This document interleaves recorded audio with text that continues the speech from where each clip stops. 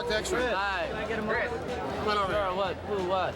Chris, we love Hi. your... Chris, how you doing? We love your half-penny commercials. I was raised in an era to believe if you're black, you have to do things twice as good as the white man in order to succeed. Chris Rock, one of the most prominent and recognized comedians in America. Since he first started doing comedy back in the 80s, he has never stopped making audiences laugh throughout his career. You know, my jokes were like my children. I have no favorites. I get laughs, so I'll mix it up. Comedy, drama, you know, not totally drama. I'm not gonna play Hannibal Lecter or anything. Today, he has reached heights by being groundbreaking, controversial, and fearless, and is even considered an influence for comedians like Kevin Hart or Trevor Noah. I've always tried to get laughs, I'll say that. You know, from the time, you know, the doctor smacked me on my ass and I said, give me another one. You know, my fans are black and white and gay and straight. However, the hilarious, unapologetic, hardworking comic with sharp social punchlines hasn't always had it easy. In fact, he draws his comedy from a darker side of his past. When I started out, yeah, I mean, if they paid me for jokes that didn't work, yeah, I'd be richer than Bill Gates. A lot of people don't respect stand-up comedy as something hard. Yeah, I'm just amazed that so many people wanted to see me do stand-up here. Now, there's, 40, 50,000 people walking around with tickets to the show. We look back at the life and rise of the one who was once named the funniest man in America. Well, opportunity goes a long way, luck goes a long way, You gotta be good, which, counts the most at the end of the day. I'm pretty happy with my lot at the moment. I'm not greedy. I'll take what I can get.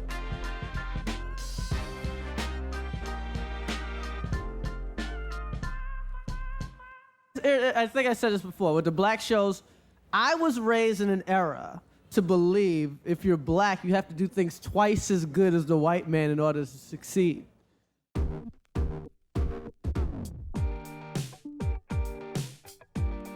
Chris Rock's journey as a comedian really began in 1986, on the day he gets to meet one of his major comedy influences for the first time. While performing at The Comic Strip, the coming legend Eddie Murphy spots and befriends him. Considered one of the greatest stand-ups of all time with a massive career, Eddie Murphy rose to fame on Saturday Night Live and then moved on to the big screen with hits like 48 Hours and Beverly Hills Cop. Murphy also joked about the differences between blacks and whites. On that day, he connects with the upcoming young comedian. Impressed by Rock's best performance so far, Murphy offers him the small part of a parking valet in the 1987 film Beverly Hills Cop 2, which marks his film debut and launches his career.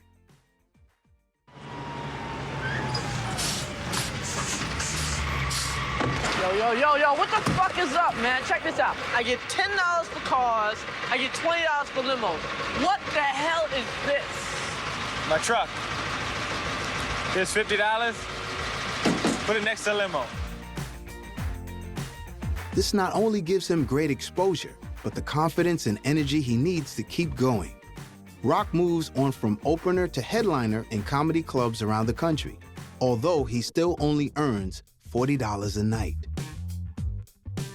His initial success helps him land small parts in TV series like Miami Vice and Uptown Comedy Express. But it is his role in the film I'm Going to Get You Sucker that leads him to be invited to audition for a hugely popular comedy series. How much for an order of ribs? $2.50. $2.50? How many ribs do I get with that? About 5. 5? So I guess that's about 50 cents a rib, huh? Yeah, about. Let me get one. Right on. One order. One order ribs. No. One rib. One rib. I sure am hungry. In 1990, he finally gets his big break when he is selected to host Saturday Night Live.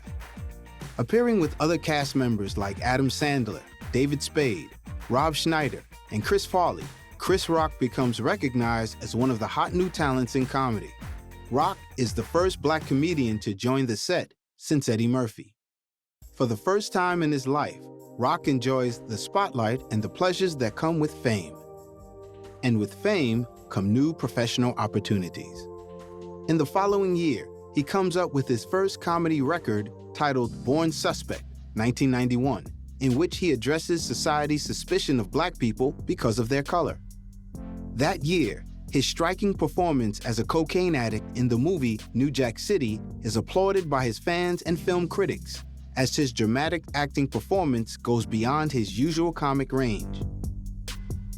Soon after, he gets a second chance to work with Eddie Murphy in the romantic comedy Boomerang, 1992.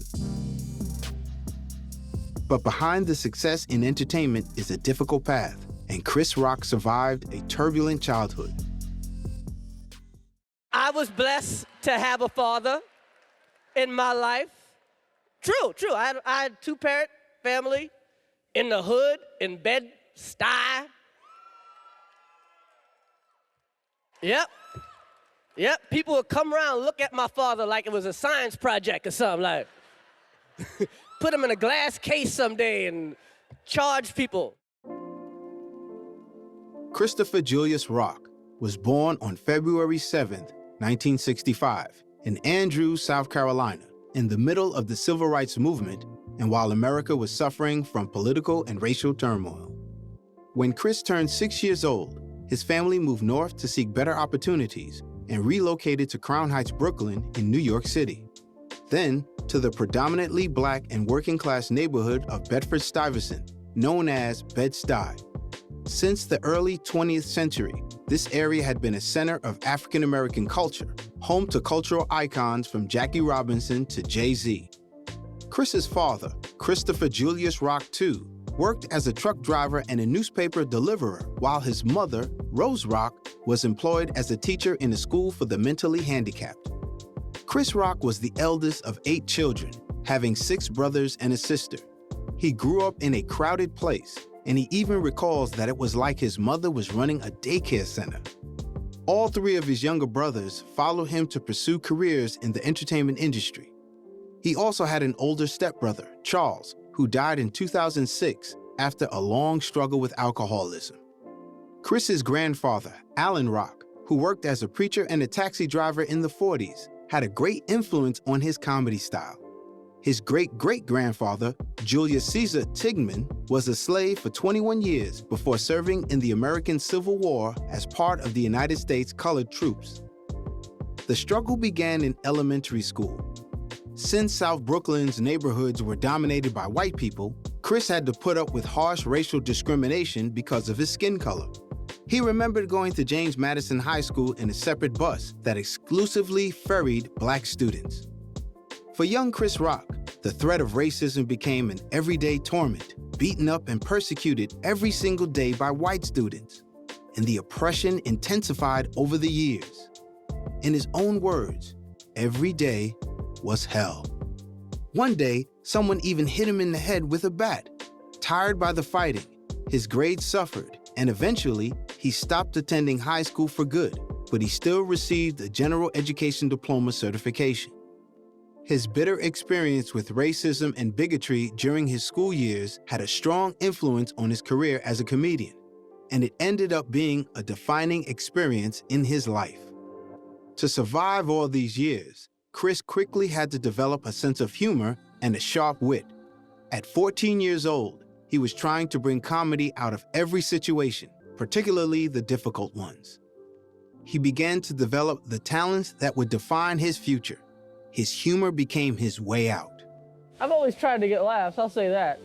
From the time, the doctor smacked me on my ass and I said, give me another one. I go, hey, didn't we just meet? After dropping out of school, Chris Rock made money loading papers onto his father's daily news truck and did odd jobs at several fast food joints and cafeterias to make ends meet. He said his game plan was to keep working at Red Lobster, get his truck driver's license, and drive a truck like his father. But the future was holding something different for him.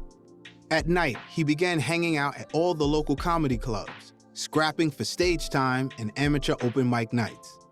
His first attempts as a stand-up comedian began in 1984 at a place called Catch a Rising Star. He was scared to death, but he put himself out there. Many celebrated humorists, including Eddie Murphy, Adam Sandler, Billy Jerry Seinfeld, and Billy Crystal, had honed their skills at that same club. To get some extra on-stage time, Chris Rock cleaned tables for a brief period at the oldest comedy club of New York City, the Comic Strip Live. The competition was fierce. He was working at night, being paid only $5 a night at times. And although Chris was talented, his early comedy was still unrefined. But the boy had a lot of stories to tell about his early life. He continued to perform despite early ups and downs in his reception. He performed in the nightclubs and comedy clubs of New York City and spent the next few years polishing his act. And drawing from his personal experiences, he just had a natural sense for comedy and an instinct for what makes people laugh. Chris Rock also became an early fan of the sketch comedy sensation Saturday Night Live, watching comedians like Garrett Morris and Eddie Murphy perform on television. While learning the techniques of professional comedy and inspired by both black and white legends like Bill Cosby, Richard Pryor, Woody Allen, and Red Fox, he pushed through.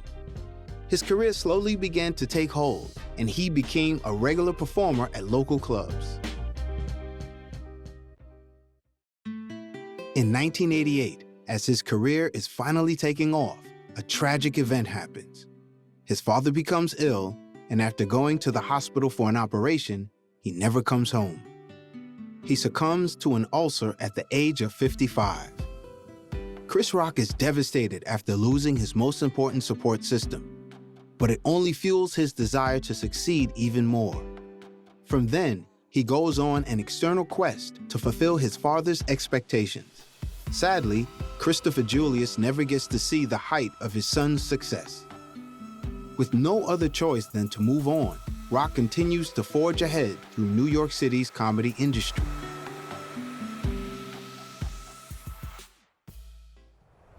Fast forward to the early 90s, and Chris Rock's life finally seems to be on the right track.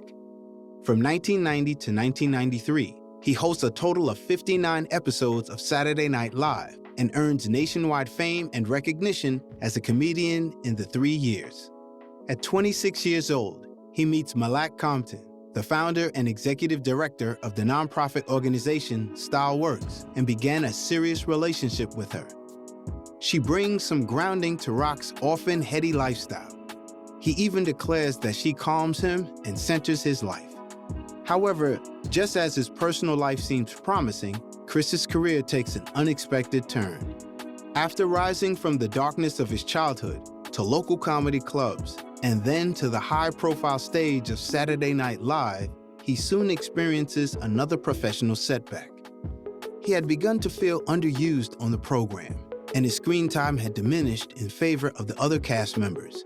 Feeling that he isn't making the impact he wanted, Chris is quietly planning to quit following the end of his third season in 1993, but he ends up being laid off much before the season comes to an end. Rock later confesses that he never quite found his footing on the show. But now he has television experience, which he uses, and soon he is featured as a guest actor in a season of the comedy series In Living Color. However, the show is in trouble and is canceled shortly after. This is another seriously devastating experience for Chris. Many actors never get back on their feet again after such a setback. It seems that his success is fading away. Chris Rock had fallen off the radar screen, and some even thought his career might be over. But the fight isn't over for him. In 1993, having nothing else to lose, he attempts to revive his career with the film CB4 that he scripted, co-produced, and starred in. Despite a strong opening weekend that brought some much-needed publicity for him, CB4 fails to connect with audiences. Now, CB4 is one of the hottest hip-hop groups to come on the scene in a very, very long time. Straight out of low cash, a crazy young brother named Gusto. I'm MC Gusto, but in prison I'm known as 9-7 Dash. After failing to make his comeback, Chris Rock decides to return to what he knows best, stand-up.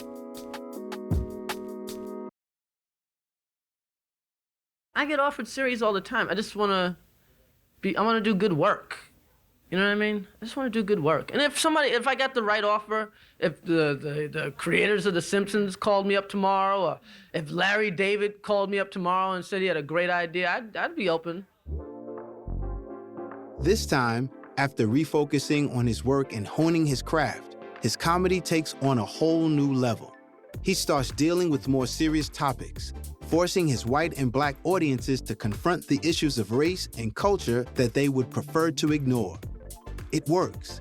His aggressive and edgy comedy win the attention of one particular cable channel. One thing you gotta realize with HBO, I love HBO. It's like the only place for me, really. I don't think I could really function well on another place. And it's not because of profanity. It's not because of cursing. You can't do most of the things I talked about in my HBO special. You could take out the cursing. You can't do abortion jokes on television. You can't talk about black people and niggers on regular television. You can't do 90% of the stuff I talked about topic-wise on regular television without cursing, you know? So, I mean, HBO is the best place for art, the best place for thought. You know what I mean? From 1994 to 2008, Rock appears in a string of comedy specials endorsed by HBO, with new acts that finally bring him unprecedented success. First, there is Big Ass Jokes in 1994, but he really makes his mark with the 1996 special Bring the Pain, where he pushes the boundaries by exposing racism and a hostile world, the same one he faced as a child. Just at another point in my life, you know, time to settle down. Time to settle down. That's what time it is. Time to settle down. Boy. Women always ready to settle down. See, a woman go on 4 good dates. She's like, why are we bullshitting? What are you waiting for? Men never ready to settle down. Men don't settle down. We surrender. All right, I'm there, yes, all right. Chris Rock uses comedy to invite people into his world, and that way, he connects with people. Even though Rock reinvented himself and came back stronger, he still has not regained the popularity that he enjoyed while on Saturday Night Live 3 years earlier. Until he begins to win back audiences and critics when he is chosen as a commentator for the late-night political talk show Politically Incorrect to review the 1996 presidential elections. Rock is a major voice in political discussions and was an early proponent of an important movement in American history. This success and his poignant performance in Bring the Pain not only refresh his career, but they earn him 2 Emmy Awards and firmly establish him as a powerful force in stand-up and one of the most accomplished comedians in America. What does it say about the Emmy? You know, it says I would say they really listened. They really watched it carefully, and I think they really listened, and they weren't swayed by profanity or anything. They just really got into the content of what I was trying to say. It was just me. It wasn't a big show or anything. It was just me and a microphone, and I didn't beat, but they chose me over, you know, huge productions and the Oscars and the Bette Midler thing, and, you know. A lot of people don't respect stand-up comedy as something hard. I never in my wildest dreams thought I would, you know, be up here with 2 Emmy Awards, or even get nominated for an Emmy. My life is a celebration. I don't need a party or anything to have fun. At that moment, Chris's career is resurrected and his relationship with HBO is solidified. In 1996, he and Malak get married, and together they welcome 2 daughters, Lola and Zara. However, the couple split up in 2016. In 1997, HBO gives Chris his own show, The Chris Rock Show. The success of the show is unanimous. He interviews big personalities, including popular statesmen, politicians, and film stars. Chris has written the script for the episodes as well as created and produced the series, and he is rewarded with an Emmy for Best Writing. He earns a total of 15 nominations and 3 Emmy Awards for the program. In 1997, he releases his second comedy album, Roll with the New, and takes home a Grammy Award for Best Comedy Album. Also in 1997, he releases a book, Rock This, detailing his comedic performances. The bestseller brought him a $1 million payday. Although Chris Rock's stupendous success as a stand-up comedian towards the end of the 90s helped him to bag crucial roles in feature films, many of which went on to become blockbusters, he still hasn't successfully returned in television or film. He plays supporting parts in movies like Beverly Hills Ninja, but never receives the acclaim in acting the same way he did in stand-up comedy. However, Chris Rock always manages to find a way, and soon Hollywood would be knocking on his door again. I hadn't been in a great movie, so I didn't have anything to really live up to. As a, I think when Eddie Murphy directed, he had like all these great movies that he had to live up to. It's like, man, is it gonna be as good as Trading Places or Beverly Hills Cop? I did not have that problem. I had people going, well, it's gotta be better than Pootie Tang,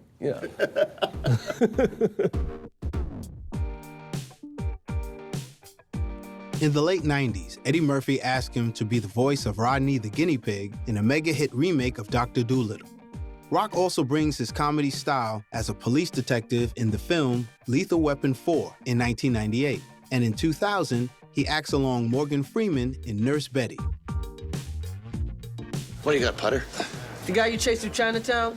Yeah. The gun he dropped matched slugs on the body on the boat. That's your shooter. Son of a bitch, they got away from me. No, it didn't get too far. They found him on a rooftop nearby, strangled. And get this, pigeons ate his eyeballs. Chris has always wanted to act, and now he wants to play bigger parts, do better work, and be on the winning team. He soon becomes a winner.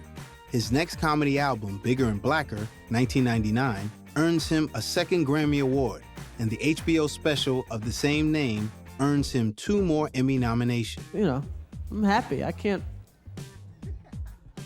believe we got an award for this show. We don't know. We're like on the Emmys getting an award. It's ridiculous. If you saw what we did all day, if you saw. At the height of his career, the high school dropout is proclaimed the funniest man in America by both Time magazine and the New York Daily News. Oh, I am not the funniest man alive. Not by a long shot. I think, Adam Sandler's got receipts that prove he's a little funnier. Eddie Murphy? Eddie Murphy, Will Smith, when he wants to make people laugh, can really do it well. I'm just the funniest guy that showed up to talk to you today. Brilliant. Oh, well, thank you very much. In 2000, after a successful 5-season run on HBO, he decides to step down from The Chris Rock Show and heads for the big screen again. Chris makes his mark on Hollywood as a leading man when he stars in the 2001 film Down to Earth. Yeah, I'm you horrible. Ever bombed on stage? Yeah, Really? bomb all the time. I mean, when I started out, if they paid me for jokes that didn't work, I'd be richer than Bill Gates. Is that right? Oh, yeah. What was the worst time you've ever bombed? After I lost my virginity, the girl started booing. She demanded. I really want to hear about that. She demanded a recount. It was rough. It was like 4 days. Before you knew it, she's a virgin again. So was I. In 2002, he stars as a CIA agent opposite Anthony Hopkins in Bad Company. And on March 12, 2003, he is honored with a star on the Hollywood Walk of Fame. Ladies and gentlemen, we proudly welcome to the Hollywood Walk of Fame, Chris Rock.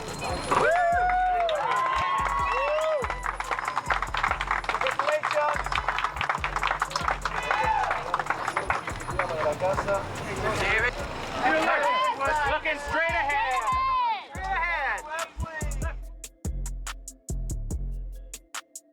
Chris Rock also goes behind the scenes, demonstrating his skills as a scriptwriter, director, and a voiceover actor. In 2005, he becomes the voice to Marty the zebra in the delightful animated movie Madagascar. We've been ratted out, boys. Good evening, officers. Now, they're being sent way out of town. Oh, great. This is just great. This could be the best thing that's ever happened to us. No. But the first movie I ever took my youngest daughter, Zara, to see was Madagascar 2, I would believe. No, 1. And I remember we watched at the DreamWorks campus, and she turns to me and goes, "Daddy, is that you?"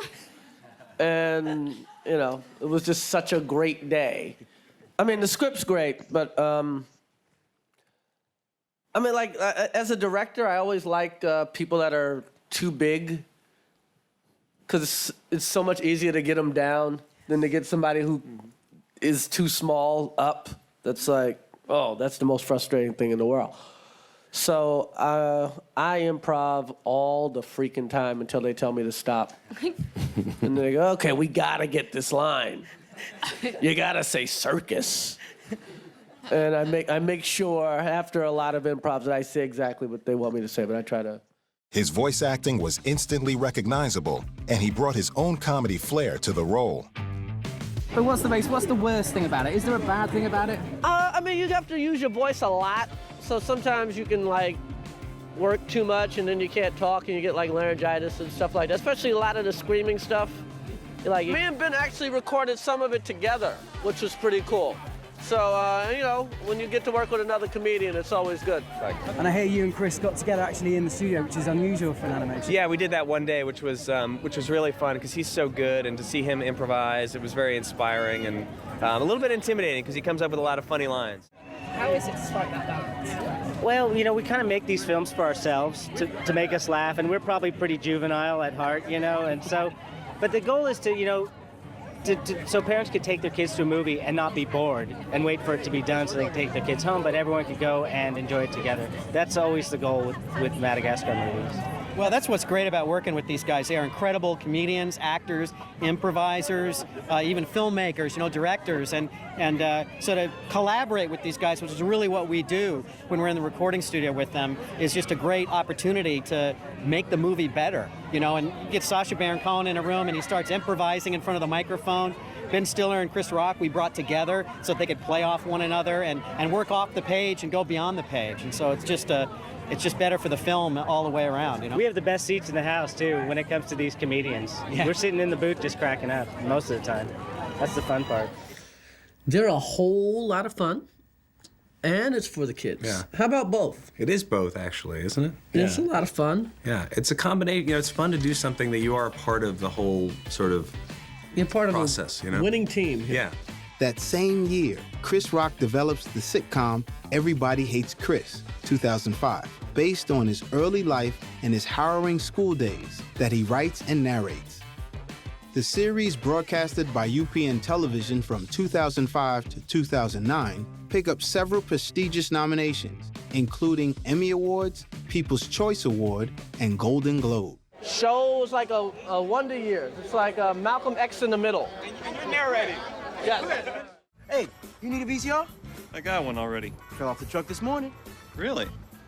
I'll take 2. I never realized the only stuff that sold on the street in my neighborhood was stolen stuff. Cookies! Cookies for sale! Chocolate chip, peanut butter don't chocolate mint. I got cookies. They just fell off the truck this morning. Why did you say so? Give me 2 boxes. Perhaps the peak of his career is when Rock hosts the Oscar Academy Awards ceremonies in 2005 and 2016, joining comedic alumni such as Billy Crystal, David Letterman, and Whoopi Goldberg. However, on both occasions, he garners criticism for his controversial comments. No black nominees, you know? And people are like, Chris, you should boycott. Chris, you should quit. You should quit. You know, how come it's only unemployed people that tell you to quit something, huh?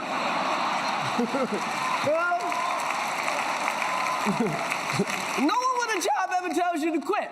So I thought about quitting. I thought about it real hard. But I realized they're gonna have the Oscars anyway. They're not gonna cancel the Oscars because I quit, you know? And the last thing I need is to lose another job to Kevin Hart, okay? The controversy never really affected me. I didn't really think about it. It doesn't, I don't know, it seemed made up, put it that way.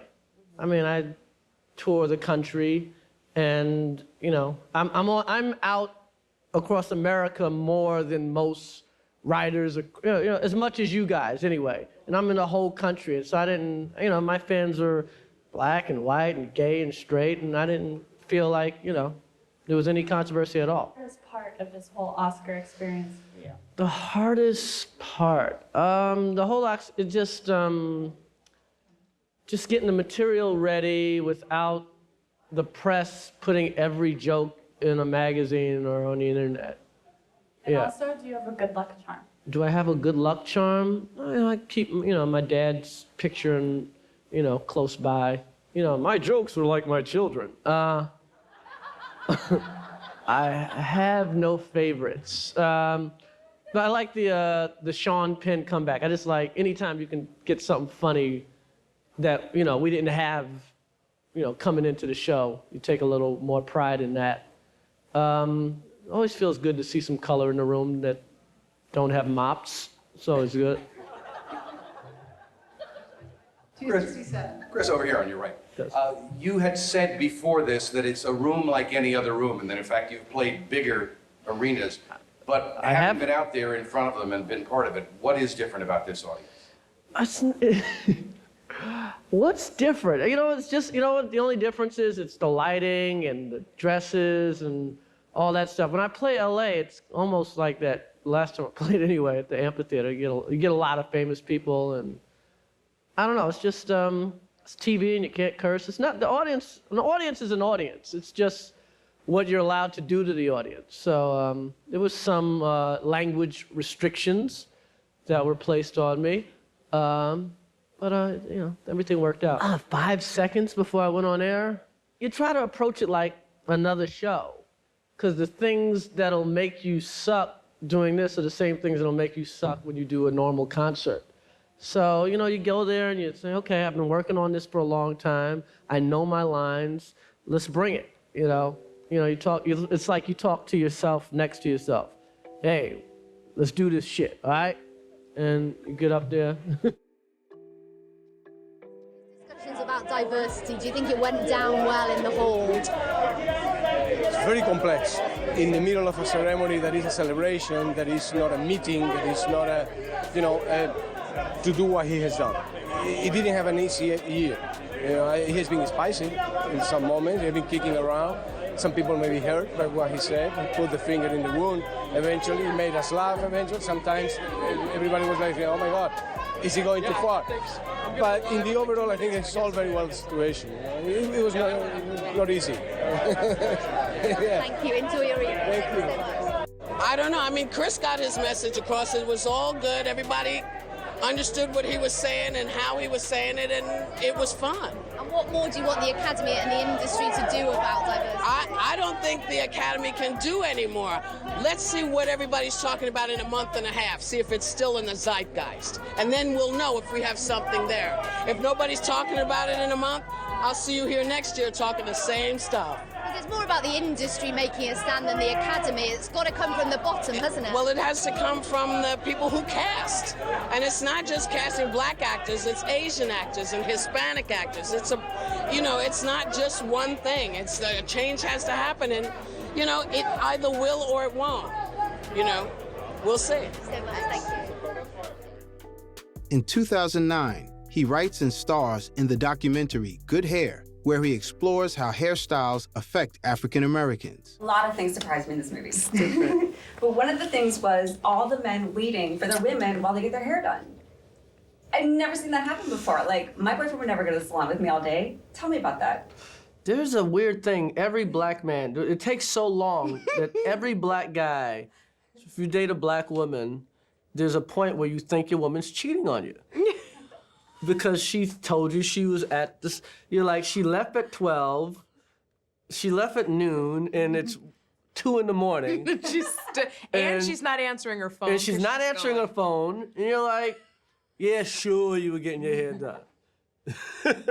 You're like, any guy that ever went through his woman's emails or whatever happened after she got her hair done. Absolutely. Does your boyfriend wait for you or your significant other? No. I'm like, babe, I'm going to get my hair weaved done. That's it. The actor and comedian would then go on to star in many other films, such as The Longest Yard, I Think I Love My Wife, Death at a Funeral, Grown Ups, What to Expect When You're Expecting, and 2 Days in New York. I play a guy named Mingus. I'm a writer, a columnist, a disc jockey. I live with the lovely Julie Delpy and my French woman, and my in-laws are coming for the week. And then hilarity ensues. There you go. Ever since your family got here, you've become another person. Yes, Amari gets mad. It's my mother, no tongue.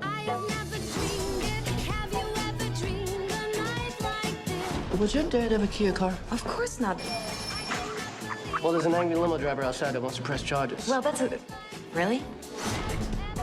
That's my role. I couldn't find the towel. The character was better written, you know, even in the movies I write for myself.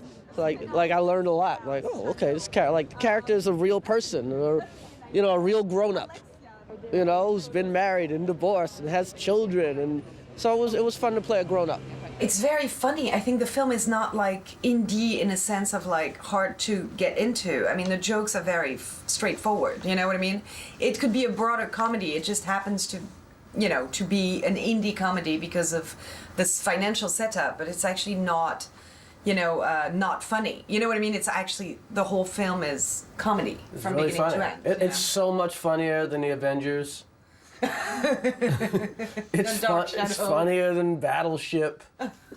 Rihanna's ass, though. I am so I'm not sure about that, yeah. You sure? Yeah, oh, Rihanna's sure ass. Is her ass in Battleship? No, they don't. It's like... Oh, see? They couldn't blow that up. I mean, it worked. It worked. I had a good time. You know, she was good. She had to be extra, you know, give me a little extra whatever attention because I didn't speak any French. So she had to explain a lot to me. Was it funny working with her and her dad on the set? Yeah, because they would have real fights, like real father-daughter fights in French. Yeah. So that was kind of fun to watch. And what do you want audiences to take away? I just want audiences to realize this is a comedy. You know, a lot of people think, oh, you're in an art movie. I'm like, yeah, I guess you can say that, but it's really funny. It's funnier than you think. So, take care. It was a British film to start with. So how did you change it for the American cast and for American audiences? We don't talk about tea as much. It took out all mention of darts. Nobody says, you know, pavement. Making the film and changing it for the Americans, I mean, did you think it made it more obvious the differences between British and American humour? You know, it's weird. Me, personally, I don't find a big difference between British and American humor. When I was over here doing on tour as a stand-up, I didn't really have to change anything. I mean, I thought everybody got everything. Because some people say that Americans are slightly more crude than the English. Do you think Americans that's fair? are slightly more crude than the English. The English are more literate people. You guys read a little more. Yeah, and we don't talk about toilet humour in quite the same way, I don't think, maybe. Not quite the same way, no. It is totally over the top, but I mean, it does show that most families are completely bonkers, aren't they? I mean, everyone can relate to something in it. Yes, you will see your family in this funeral. It's a family movie, actually. It's so weird that it is, but it's a movie for the whole family. Who would have thought funerals would be so funny? Funerals are hysterical. Don't you always find yourself giggling at a funeral? Difficult for you? It was difficult. It was difficult. I mean, especially like when you're around a guy like Tracy Morgan, that it's not really a big difference between what he does on the screen and off the screen. He's always kind of funny. So yeah, it was really hard. When you have that level of comedians, is there rivalry between you? Do you kind of say, oh, you had more jokes in your scene? No, we don't really have rivalry. Now, when we were younger, there was a rivalry. Now we're just glad to be working. We've seen so many guys fall off. We're like, ooh. He has also shared screen space with several celebrated Hollywood actors, including Matt Damon and Ben Affleck. Rock proved that he can act in goofy roles, such as the ones along Adam Sandler, but when he wants to, he can take on more serious roles. Kill the Messenger, his 5th and last HBO comedy special, for which he again won an Emmy, is broadcasted on September 7, 2008. This is the first time in the history of the world where white men actually have to watch what they say. White men are getting in trouble for saying the wrong words, man. It's unbelievable, man. And a lot of white guys, hey, man, that's not fair. You can say whatever you want. You can say nigger. Yeah, when I last checked, that was the only advantage I had to being black. You want to switch places? Rock also makes his Broadway debut in 2011, performing stand-up acts in the play, The Motherfucker with the Hat, that wins him a Drama League Award nomination. I always wanted to learn how to surf. Guess what? You surfing now? Fucking A, you're right, I'm surfing. 3 days a week, I'm on the A train at 5:30 in the morning, and I'm surfing at sunrise. Not thinking about surfing, surfing, bro. I'm also learning how to speak French. I'm taking a fucking archery class. That's right. I floss now. You know what? Let me ask you this. Do you take vitamins for your hair? My hair? You got great hair. To everybody in the cast, I'm pulling from my cast.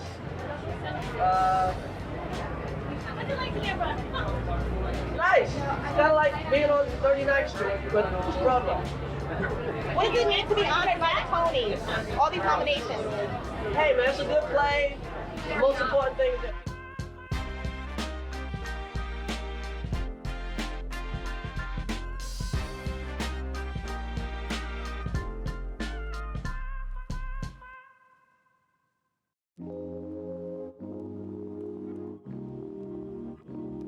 In 2016, Chris Rock sees his hard work come to fruition again when streaming giant Netflix announced that they will release 2 comedy specials.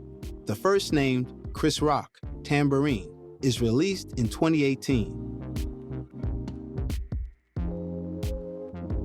The show is his first stand-up special in 10 years. In it, he talks about police violence. According to him, the Black Lives Matter movement is the second great civil rights movement. After seeming out of the dating game for a while, he begins dating Megalyn Ichikunwoke in February 2006, but they reportedly split up after 4 years. In 2020, after struggling to make it back to set following the COVID-19 pandemic, Chris Rock returns to the screen and plays a black crime boss in 1950s Kansas City in the 4th season of the acclaimed hit Netflix series, Fargo. You sure about this? You remember what happened to the Irish? Italians, they're the past. We're the future. They just don't know it yet. We're the goddamn Roman Empire. In 2021, Chris declares that he is happier being single and that he approaches life with optimism. When the world changed from the pandemic, Chris Rock focused on self-improvement. He also opened up about going to therapy, which seemed to be a way for him to come to terms with his childhood trauma. Years later, as an adult, Rock looks back to reflect on those that hurt him.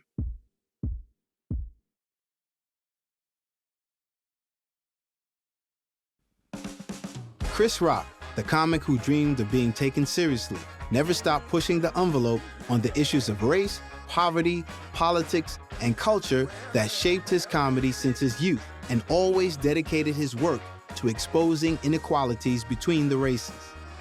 His difficult childhood taught him how to deal with serious things, which is what made his comedy great. All along, he never lost sight of his roots. Rising from the obscurity of his childhood to the top of the comedy world, Rock was yearning for success, and he found it. Chris Rock dreamed of following in the steps of the geniuses that came before him, only to find his own genius, one that made him an inspiration to others.